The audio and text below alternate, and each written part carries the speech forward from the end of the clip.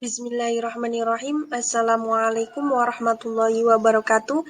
Perkenalkan, nama saya Umi Badriah, NIM 1021949 dari kelas SMP. Di sini saya akan membahas mengenai akad sewa-menyewa atau ijarah pada tanah bengkok di Desa Sedayu, Kecamatan Arjosari, Kabupaten Pacitan dalam tinjauan kompilasi hukum ekonomi syariah dalam rangka memenuhi ujian akhir semester pada mata kuliah kompilasi hukum ekonomi syariah.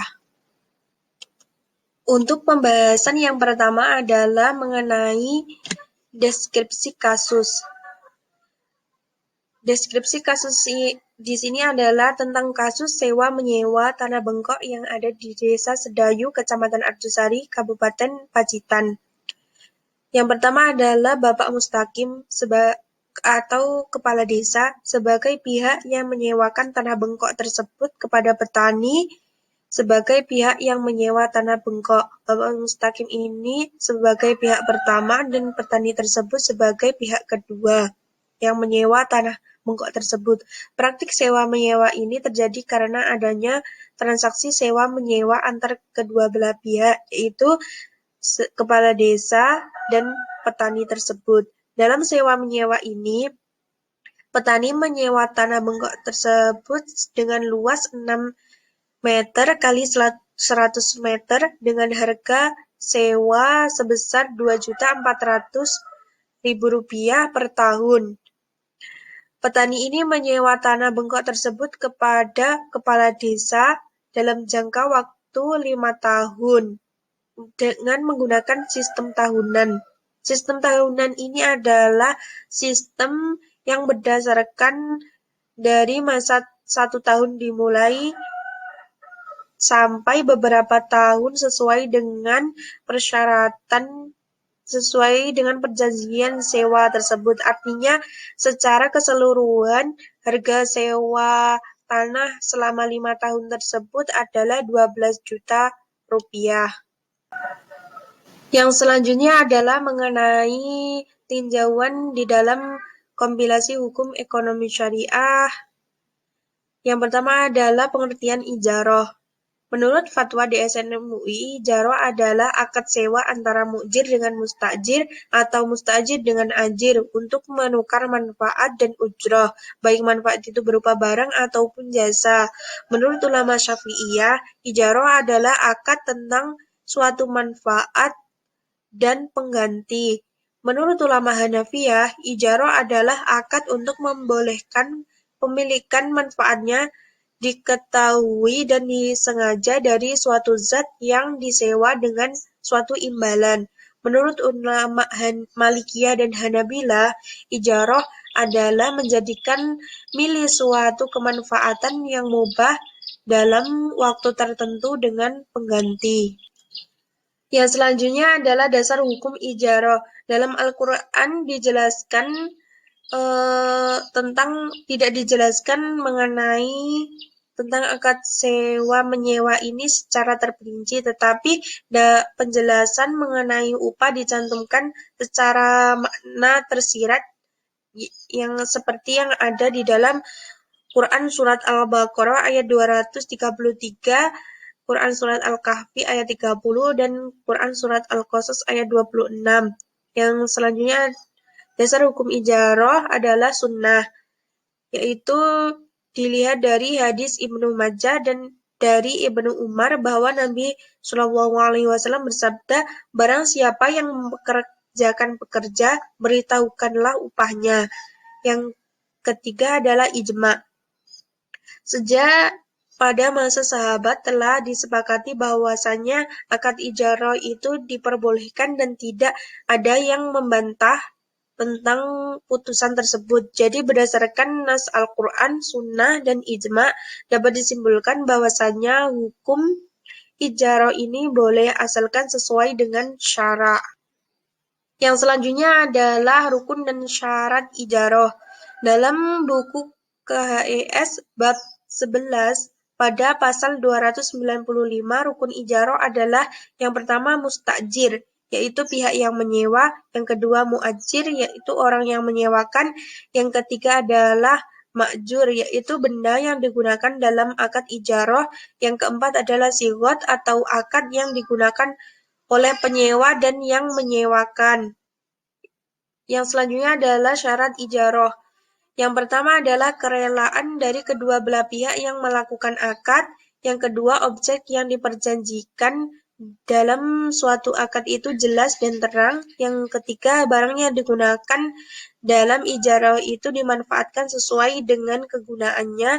Yang keempat, imbalan itu berupa bentuk harta yang memiliki nilai yang jelas diketahui. Yang selanjutnya adalah objek ijarah. Objek ijarah ini yang pertama adalah ijarah yang mentransaksikan manfaat harta benda dengan lazim disebut sebagai persewaan, seperti menyewakan lahan pertanian, menyewa rumah, pertokoan, dan kendaraan. Yang kedua adalah ijarah yang bersifat pekerjaan, adalah dengan cara mempekerjakan seseorang untuk melakukan pekerjaan seperti buruh bangunan dan tukang jahit. Yang selanjutnya adalah sigot akad ijarah. Dalam ketentuan fatwa DSN MUI, yang pertama adalah akad ijarah ini harus dinyatakan secara tegas dan jelas, serta dimengerti oleh mu'jir dan mustajir. Yang kedua, akad ijarah ini boleh dilakukan secara lisan, tertulis, isyarat, dan perbuatan, serta dapat dilakukan secara elektronik sesuai dengan syariah dan peraturan perundang-undangan yang berlaku. Yang selanjutnya mengenai ujrah dalam ijarah. Ketentuan yang ada di dalam fatwa DSN MUI yang pertama adalah ujrah ini boleh berupa uang, manfaat barang, jasa, ataupun barang yang boleh dimanfaatkan menurut syariat dan peraturan perundang-undangan. Yang kedua adalah kuantitas dan kualitas ujrah harus jelas, baik berupa nominal, presentase tertentu, atau rumus yang disepakati dan diketahui oleh para pihak yang melakukan akad. Yang ketiga, ujrah ini boleh dibayar secara tunai, bertahap, ataupun angsuran, dan tangguh berdasarkan kesepakatan sesuai dengan syariah dan peraturan perundang-undangan. Yang keempat, ujrah yang telah disepakati ini boleh ditinjau ulang atas manfaat yang belum diterima oleh mustajir sesuai dengan kesepakatan. Dan selanjutnya adalah manfaat dan waktu sewa. Ketentuan mengenai manfaat dan waktu sewa ini yang pertama, manfaat ini harus berupa manfaat yang dibenarkan secara syariat. Yang kedua, manfaat ini harus jelas sehingga diketahui oleh mujir dan mustajir. Yang ketiga adalah tata cara penggunaan barang sewa serta jangkauan waktu harus disepakati oleh mujir dan mustajir. Yang keempat, mustajir dalam akad ijarah ini boleh menyewakan kembali kepada pihak lain kecuali tidak diizinkan oleh mujir. Yang kelima, mustajir dalam akad ijarah ini tidak wajib menanggung resiko terhadap kerugian yang timbul karena pemanfaatannya, kecuali karena al-ta'ati, al-taksir, dan mukallafal syurut. Yang selanjutnya adalah hak dan kewajiban mujir dan mustajir. Yang pertama adalah orang yang menyewakan sesuatu itu wajib berusaha semaksimal mungkin agar penyewaan dapat mengambil manfaat dari apa yang ia sewa. Yang kedua, penyewa ketika selesai menyewakan wajib menghilangkan semua yang terjadi karena perbuatannya, kemudian menyerahkan apa yang ia sewa sebagaimana ketika ia menyewa. Yang ketiga, ijarah adalah akad yang wajib dipatuhi atas dua pihak, yaitu mujir dan mustajir. Karena ijarah ini merupakan salah satu bentuk dari jual beli, maka hukumnya sama dengan hukum jual beli. Dan kedua belah pihak ini tidak boleh membatalkan akad kecuali dengan persetujuan pihak lain, kecuali jika ada kerusakan yang ketika pada akad dilangsungkan, penyewa tidak mengetahuinya. Yang keempat, orang yang menyewakan ini wajib menyerahkan benda yang disewakan kepada penyewa dengan memberitahukan kekuasaan untuk memanfaatkannya. Apabila menghalangi penyewa untuk memanfaatkan benda dan yang disewakan pada masa sewa ini, maka penyewa tidak berhak mendapatkan ujrah atau pembayaran dari penyewaan tersebut. Yang selanjutnya adalah pengembalian ma'jur. Ijarah dikatakan berakhir apabila waktu ijarah yang disepakati dalam sudah berakhir.